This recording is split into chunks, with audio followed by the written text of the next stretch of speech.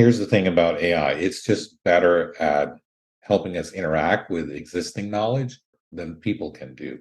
And so that means people need to focus on not existing knowledge, but originating new knowledge. And I think that is where the future of knowledge workers lies. So, we should be trying to upskill and cultivate skills in our people around originating new knowledge.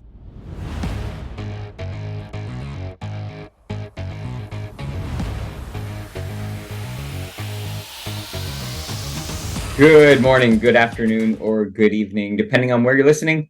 Welcome back to AI and the Future of Work.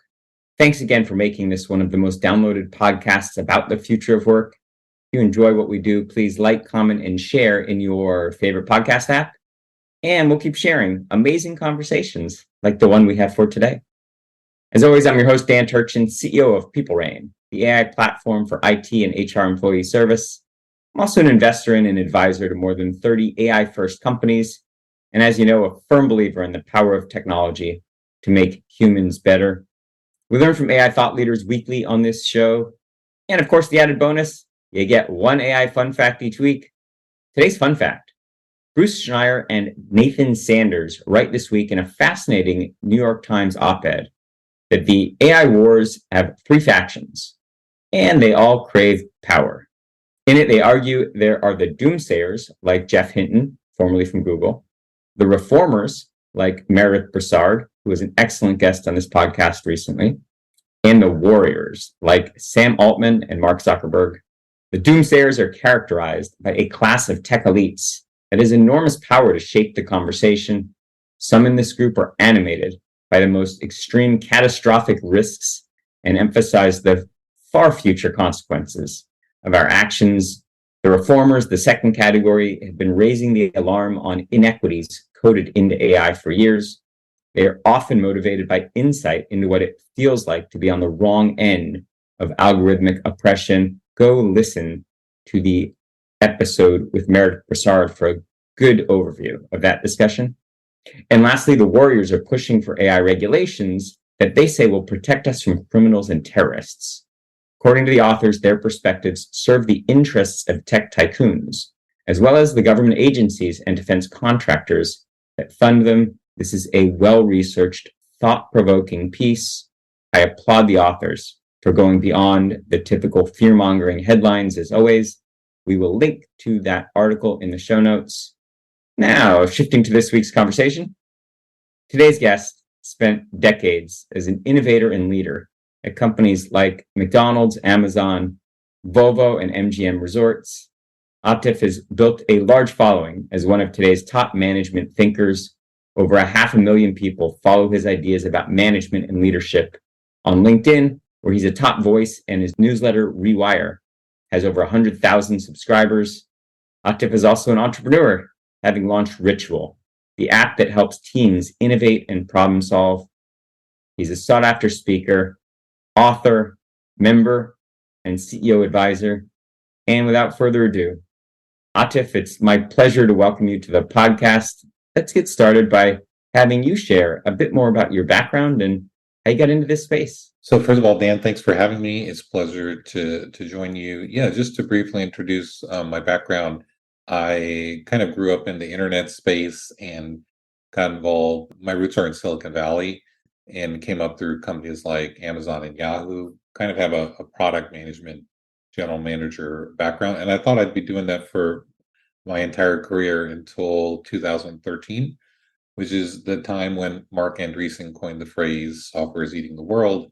And pretty much every company on the planet began to think about technology as kind of fundamentally shifting what their business is about. And that sort of led to one company being a pioneer in the space. With McDonald's, CEO of McDonald's said, I need somebody from either Google or Amazon or, a company like that to help us kind of define, what customer experience is going to be about in the future. As a result of that, I became the first chief digital officer in the Fortune 500, and that began a 10-year run in the C-suite of large companies, where I was able to do more and contribute more, and ultimately wind up in a president role. So that was basically the gist of my background. Right place, the right time on a couple kind of disruptions in the marketplace. And now I'm kind of on my third metamorphosis, kind of doing some entrepreneurial projects. You recently published the book, The Decision Sprint. I'd love to know from your time at some of the iconic organizations you mentioned, what's broken about the decision-making process in large companies? Well, pretty much everything. I think starting with people, I think the workplace is not sustainable for a few reasons. First, the velocity is very high across the board. The demands on people are very high because the things we're asking them to do are new problems. There's a lot of ambiguity and uncertainty. You cannot get something off the ground from one corner of the company, so you require collaboration and input across the organization. And there's really no system to do that, effectively and well. And companies generally leave it to chance and personality. And so we're in a time where innovation is not something you do in the edge and limit to, a few people up in an organization, although there's a role for that. But it's pretty much continuous problem solving in a lot of roles in organizations. And yet most companies are still based on an execution culture, kind of this GE era company and sort of thinking on how you run organizations and what leadership is about.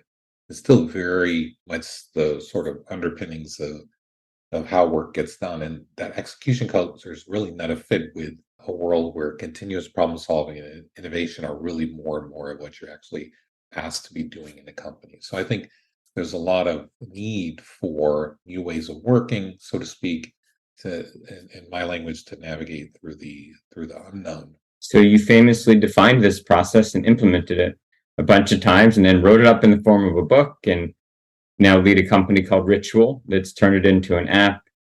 Maybe share with us an overview of what is the decision sprint process and how does it differ from the traditional process? Well, like most things in life, you accidentally stumble upon things. And so for me, coming up with a system to help teams or companies navigate through the unknown, do it more systematically, embed a culture of continuous problem solving and innovation in day-to-day work. I mean, it wasn't something that I set out to do. It was more a function of a necessity of the roles I was in. So, for example, if you're at McDonald's and you want to reinvent the customer experience and introduce new ways in which people get their food, the ideas may sound very bright, but immediately the next thing you realize is that there's a whole bunch of unknowns and uncertainties, and how are we going to navigate through them? Organizations generally respond to unknowns with either often with fear, which is like, okay, let's focus on the known commodities, and they shrink down ideas into things they can immediately understand. And then we still spend weeks and months as teams working through things, but we ship something pretty small, and that's not very good for anybody. Or, they can move forward and be a little cavalier with things and just kind of have wishful thinking that something works out. And that's not a good way forward either. And so basically, I had to come up with ways of being purposeful around things like exploring unknowns and creating a wave to get from a raw idea to recommendations and getting people aligned to the conclusions that we're drawing around this big idea, but that has a lot of complexity and uncertainty around it. So that's sort of the backdrop. I didn't actually answer your question about what's involved in the method, but to shift to that, basically, decision sprint is a way of tackling all the upstream work that happens before you have a decision point. So the decision point is too late to have a framework for decision making. The tables are set upstream as soon as you have the raw idea. And in decision sprint, you actually embrace the idea of unknowns because you begin to source questions and develop a high quality question list to kind of help you build an exploration. And then as you run this exploration, which you do before you draw conclusions or take judgment in the idea, that's very powerful because the recommendations that the teams develop on the basis of high quality, exploration is something where they can connect the dots between the recommendations they draw and the work that they did. And this, I think, is the heart of the decision sprint. Who is the process designed for? Does it benefit most like leaders in the C-suite, mid-level managers, entrepreneurs?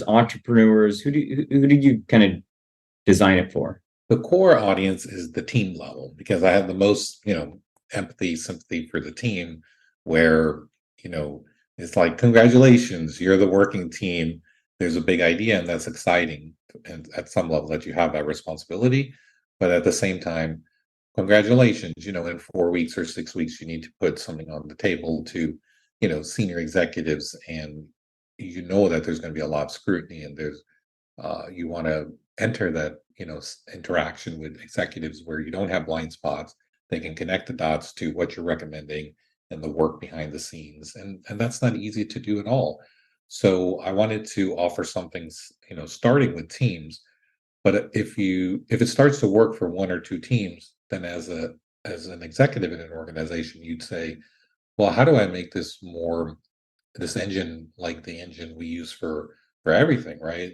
And how can I contribute to kind of scaling this out in the organization so that not just a few teams have a taste of what it's like to do high quality problem solving, do it with good velocity and speed, but that this actually becomes really, central to our culture, and that's where executives come in come into the picture. And there's definitely a role for the C-suite in all this. I've said on this podcast before that work will change more in the next 3 years than it has in the previous 300. Since the first industrial revolution, I believe that teams will be formed ad hoc based on, maybe to use your terminology, decision sprints, or quick action that's required. More members of teams will be remote. Some will be in a hybrid role. They will span generations. All of that creates, I believe, great new opportunities for organizations to deliver better business outcomes, but there are also challenges because it requires a different way of thinking about how teams are productive. What's your perspective on what an organization or what a team looks like? If you look at, open the aperture to 5 to 10 years, what's going to change? Well, I like the direction of your comment, Dan, very much because I think team formation is very antiquated in companies. In fact, it's really the starting point for things. So what does good look like for team formation? It should be matched to the nature of the problem we're trying to solve. And that doesn't happen today. So if the problem requires, combining a creative with a pragmatist, with a skeptic, with, you know, someone who's knows how things get done in an organization, like an institutional player. Those are three different multiple personas. And so I think what good will look like is we will have basically, I mean, it may sound a little awkward, but the personality tests we do in companies will actually be utilized, right? We'll know the attributes of people, kind of their inherent strengths, and we'll distill those into these personas. There may be some of the ones I listed, there might be others. And then we'll understand the problem we're trying to solve and what makeup of the team actually would benefit, the organization. And I think that is actually what good looks like. Doesn't work that way today because we just look up in the directory, well, and I'm saying using this metaphorically, oh, who's responsible for this area? And then we just go to the person that is kind of seems like they're responsible based on the role. But that's very different than being much more intentional around matching the problem to the talent that is actually required to navigate through that problem. So there's the changing nature of the structure of a team or an organization. But then I think equally challenging for leaders is, how do you measure the quality of the output of, let's say, a decision sprint? What's your perspective on that? Well, I think at a high level, it's about, if we're talking about problems that are not execution oriented, because execution is about a known commodity, typically an SOP, and it's not about originating new knowledge per se. It's about executing on things we existing know-how. That's a different animal. I focus on the space of, white spaces, new problems, big or small, and that is really the space of essentially generating new knowledge. You could call it disambiguation. A lot of fancy terminology for it, but it's the rate at which we're getting smarter and learning the things that we need to know in order to draw strong conclusions and drive confident decision making. So we need data around what's the rate of clarity that's being created on the problem we're trying to solve. And that may sound elusive, like how are we going to get there? But we will get there, because if you break it down into the building blocks, it would be things like, what are the key questions? How well are we getting to the bottom of those key questions? Like, what do we feel about the quality of our answers based on the fact finding? What conclusions do we draw? How confident is the team in the conclusions we're drawing? And that's a lot of data that can be harnessed not only by initiative, but then if you have a data lake of other initiatives that are further along and you know their outcomes, did they work out? Did they not work out? This is where AI will help us surface signals. And that's where I think the future work of CEOs and executives is to really, get the right signals on the rate at which the team is creating clarity, learning what needs to be learned in order to move with speed and quality. So I mean, that's probably not going to be the case next year in terms of how companies are run, but I've got to imagine that in a decade, that's actually the work we will be doing in the C-suite. So here we're having this discussion on AI and the future of work. We've talked a little bit about the future of work, but now I want to get your perspectives on what it means when your colleague may be a bot. And part of these kinds of ad hoc, multi-generational teams may include, call them co-pilots or AIs or some kind of machine-assisted intelligence that can hopefully contribute to better outcomes and summarize meeting notes and provide insights based on the discussion and do a lot of things that we would typically rely on humans to do to give structure and to make these projects or decision sprints successful.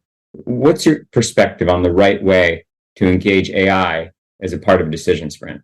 Well, AI and Gen AI are really very much at the heart of decision sprint. I didn't envision that when I started writing it, because that was before the onset of Gen AI. Of course, the people behind it have been working on it for a long time, but it didn't really hit the mainstream until after I've published the book. But, the core place I come from is the idea of knowledge work, right? Here's the thing about AI. It's just better at helping us interact with existing knowledge than people can do. And so that means people need to focus on not existing knowledge, but originating new knowledge. And I think that is where the future of knowledge workers lies. So, we should be trying to upskill and cultivate skills in our people around originating new knowledge. So we're trying to solve a problem. We have a new strategic initiative. If there's some things that we already know because we've done them before, those kinds of considerations, you're just going to ask the AI, what do we know about this? What would you think? What considerations and subject matters should we be thinking about as we're trying to solve this problem? And it can help you kind of get somewhere a little quicker, but it's not complete. And there's still going to be enough ambiguity and uncertainty where, we as people need to kind of sort through the rest of it. So what I'm trying to share here is that I think we're moving toward a future where there's a distinction between administrating knowledge, which is where your AI companion will do a great job, and you should tap into it, and originating new knowledge, which is where AI is not as strong, and people are, collective intelligence of the people in your organization is really what's going to get the job done, and that requires effective collaboration between, that intelligence and the people layer. So I've quoted something that Sam Altman from OpenAI said recently, that AI is very well suited for doing tasks, but it's not well suited for doing jobs. So for all of the fear mongering about job elimination, it's not practical. And will it be over time, over a span of decades? Maybe, but there's a lot that may happen over a span of decades.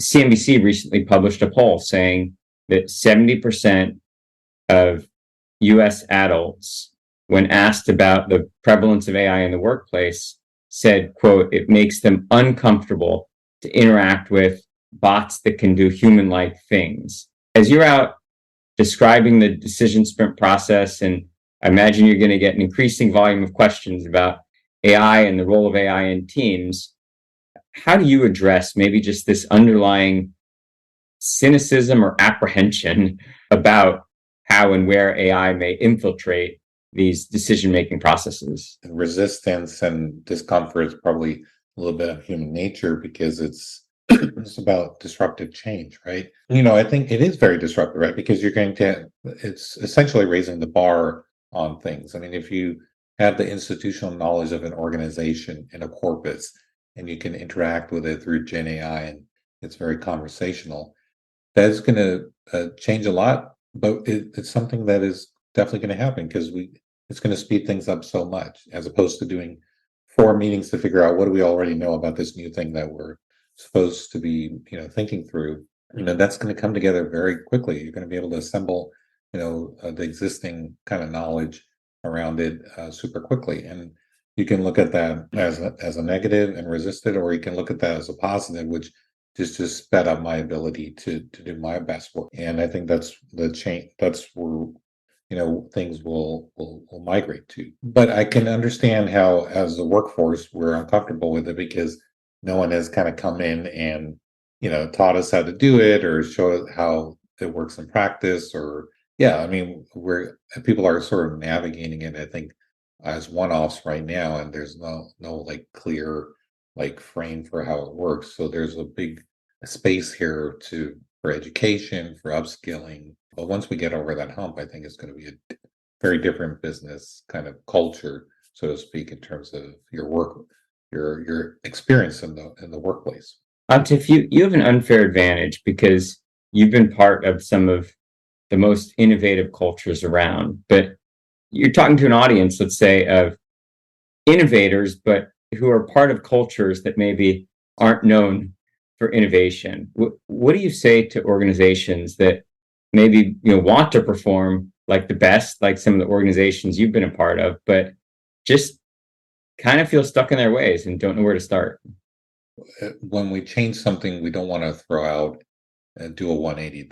That never works. So we want to respect the existing ways of working that are pretty standard in most companies. So for most organizations, they have an initiative, they form a working team, maybe there's some executive sponsors, they give them like a charter or a problem statement to start, and then they say, hey, come back in 2 weeks or 3 weeks and let us know how we should be thinking about this. They all have some alignment milestone, and they'll have some decision point. So that's how business works across the board. We don't need to change that. We just need to change a little bit of what happens in the middle. And that is sort of what I offer and recommend for teams and executives, which is, so a couple things. One is, we know that at some point we're going to have to align as a company. Just embrace, for example, the mantra of exploration before alignment, because due to human factors, often in companies we can rush to judgment. And so we have a bright idea and people automatically form, opinions on what's doable or what's the right direction. They say, hold on, we actually look at exploration as a very important step. And so we're going to embrace this idea of building and running an exploration. What does that look like? We can get into that separately. But we do that before we get to the phase of alignment, and we conduct alignment on the basis of a high quality exploration. If that's sensible for us, we kind of build that into the workflow of the project or the initiative. That one sort of modification respects how decision making happens in companies and structures and all that good stuff, but it actually guards against the human factors like rushing to judgment or opinion, which is obviously super common. So a couple tweaks are sort of my advice, and the core of it would be to embrace the idea of exploration before alignment. That'd be sort of the most helpful thing, I think, across the board. So let's say you and I are back here in 2033, in a decade, and we're having a version of this conversation. What do you think is one workplace behavior that's common at that point that maybe today would just seem like science fiction? Yeah, well, that's great. I think it's maybe you get an AI driven signal and you say, I I haven't, let's say you oversee a part of a company and you say, look, I'm getting a dashboard, I'm getting a signal here, and I haven't been to your team meetings and I haven't spoken to anyone specifically, but I'm getting a clue that maybe you guys are stuck on on something in the initiative, like, and what could that be? What are you wrestling with? And I think the reason why you and what are some reasons why you may be stuck? And so as an executive, you're probably spending less time, looking at people's PowerPoints or, spending 30 minutes absorbing the PowerPoint. And it's kind of just speeding that whole thing up of saying, yeah, many things are going well, but the team is stuck. Here's potentially why. And how do you help them get unstuck in their work? That may sound like science fiction, but I think if we have the building blocks, we'll be able to do it. So, for example, if you're working on a big idea and the team says, well, it really boils down to these 5 or 6 subject matters. And out of these 5 or 6 subject matters, these 4, there's feedback loops. The team is feeling really good that we have all the right considerations here and we've done the right detective work. But this one over here, that's where we have a weak leg, and that's the weak link. We'll be able to actually know that. And so, well, why do we have that weak link? Is it because we don't have that knowledge in the company? We didn't spend enough time on it, and maybe the right people are not involved. Let's get on top of that. You know what I mean? And let's be in a better place in a week. That is, I think, a much better way to sort of run a company today. The way it works is hearsay and hallway conversations and guesswork. And unfortunately, if it devolves a little bit of a blame game, right? But to make it an objective, neutral exercise of why we're stuck, I think that's a future that we're gonna be living in. I love that vision. Atif, we're about out of time, but I'm not letting you off the hot seat without answering one last question for me. So you and I have both spent quite a bit of time in and around Chicago at McDonald's, me as a vendor, and of course you as an executive. In fact, for anyone listening who hasn't heard the great episode with Joel Eagle, who's the head of infrastructure at McDonald's, I encourage you to listen to it. Great insights about the culture of an iconic organization. Atif, I would love to know, from working around that great leadership team and iconic brand, what's something about leadership or about the process that you could share with our audience that maybe isn't obvious just as maybe a consumer of McDonald's food? Well, sure. And Dan, I didn't know that about your background, so that's pretty cool that we have that common denominator. I think, one thing that people may not realize when they think about McDonald's, because it's it's a standard menu and it's standard sort of brand, globally, and people, go to visit abroad, and after a week they miss home and they go to a McDonald's, right? It's that very reliable thing. But at the same time, actually, McDonald's is a very local business, and so in they don't call it McDonald's in Australia, they call it Macca's. In Morocco and France, they say McDo. So if you say McDonald's, people might like scratch their head. So that's just from the branding perspective.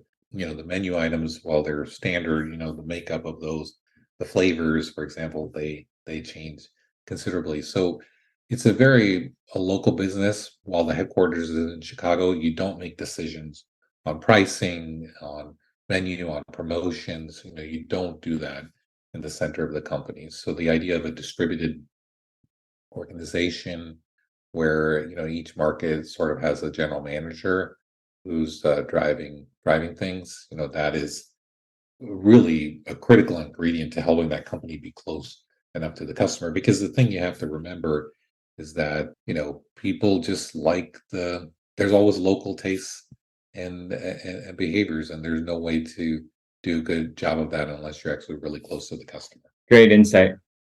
I mentioned Joel Eagle, calling the McDonald's anthropologist.